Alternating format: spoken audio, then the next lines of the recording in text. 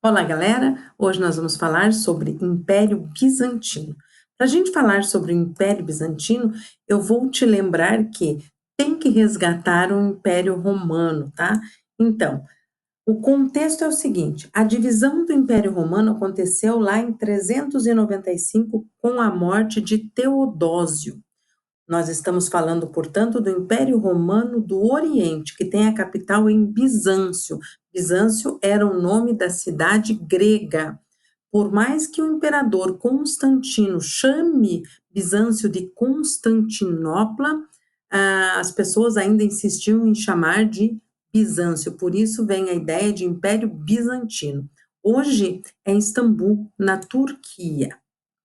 Nós estamos aqui, então, num mapa, só para você perceber a parte verde, Império Romano do Ocidente, e a parte em amarela, que é o que nós estamos falando agora, Império Romano do Oriente. Esse período que nós estamos falando equivale à Idade Média no Ocidente.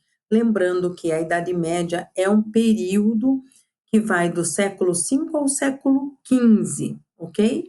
Então, neste momento lá na Europa, eu tenho alta e baixa Idade Média. Aqui no Oriente, eu tenho Império Bizantino e Árabes. E no Japão, eu tenho Era Edo, quando o Japão é fechado para o Ocidente. Como é a política no Império Bizantino? Nós temos uma política chamada cesaropapismo, que é a união política e religiosa nas mãos de uma pessoa só, no caso, o imperador.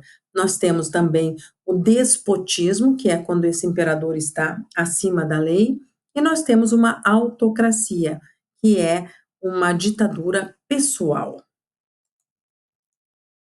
Justiniano, quem é Justiniano? Justiniano é o auge do império. Justiniano, ele era expansionista, dominou o norte da África, dominou a Península Ibérica, a Península Itálica, e ele fez assim uma urbanização no império dele. Criou pontes, estradas, templos, e para isso ele precisava de dinheiro, então ele aumentou os impostos. Por causa desse aumento dos impostos, nós temos a revolta de Nica.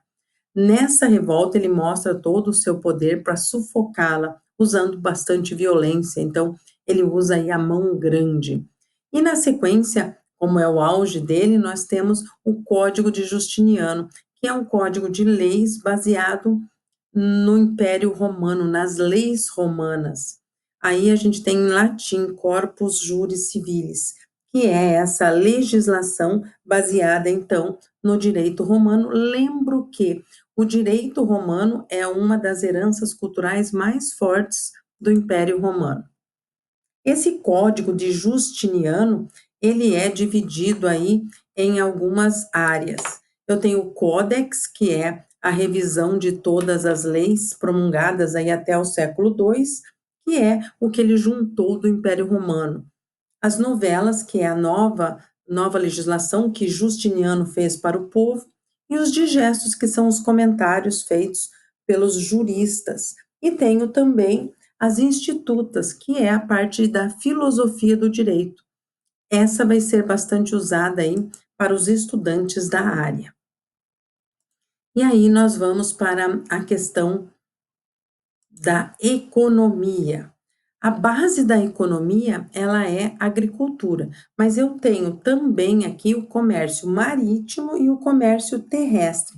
Tem muitas rotas comerciais. A cobrança de impostos, o comércio de artigos de luxo e moeda estável. Aí nós vamos falar sobre sociedade. A sociedade, ela é dividida entre privilegiados e não privilegiados. Então nós teremos desta forma: grandes proprietários de terra, ou seja, latifundiários. Na sequência eu tenho altos funcionários públicos, comerciantes, artesãos e camponeses, e um pequeno número, um pequeno grupo de escravizados. E a religião? A religião é uma mistura de cristianismo com os costumes orientais. Eles adoravam ícones e os monges tinham bastante influência, tanto nas artes como na educação.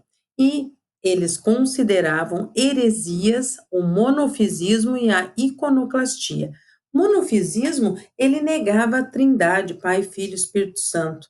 Ele acreditava que Jesus Cristo é só divino, não teve a parte humana. E eles também têm a iconoclastia, que é um movimento político-religioso contra a veneração de ícones. Agora perceba, se eles adoram ícones, por que que eles são contra a veneração? Perceba o seguinte: você acreditar que uma estátua representa um santo, ok. Agora, você achar que a estátua é o santo, aí é heresia, ok? A Catedral de Santa Sofia. Essa catedral, ela é bem importante para mostrar a mistura, a aculturação e a influência de outros povos na arquitetura e, de maneira geral, na cultura. Nessa aqui em especial, você percebe que a cúpula é abobadada e tem essas pontas ali que são minaretes. É uma influência árabe, oriental, e eu tenho também influência persa. Com relação à cultura ainda, nós temos uma mistura que fique muito claro da aculturação, né, a influência romana, eu tenho influência, de outras culturas e outras religiões como persa, China, os gregos vão influenciar também. E nós teremos ainda aí pinturas, mosaicos, iluminuras, afrescos, as esculturas, a literatura também tem influência e aculturação, a arquitetura, como eu mostrei ali na igreja de Santa Sofia, isso tudo ligado à questão religiosa. Por isso é tão importante essa mistura, e fica muito claro isso na arquitetura e em todas as formas de arte e cultura. Agora eu gostaria de dizer que o Império Bizantino, ele ficou praticamente 1000 anos no Oriente depois que caiu o Império do Ocidente. Você perceba, o Império do Ocidente, ele caiu em 476. O Império do Oriente, o Império Romano do Oriente, vai cair em 1453. Esta data é a invasão de Constantinopla.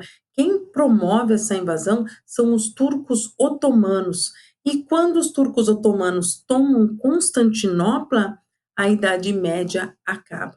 Aí a gente entra nesse marco da Idade Moderna. Ok, pessoal?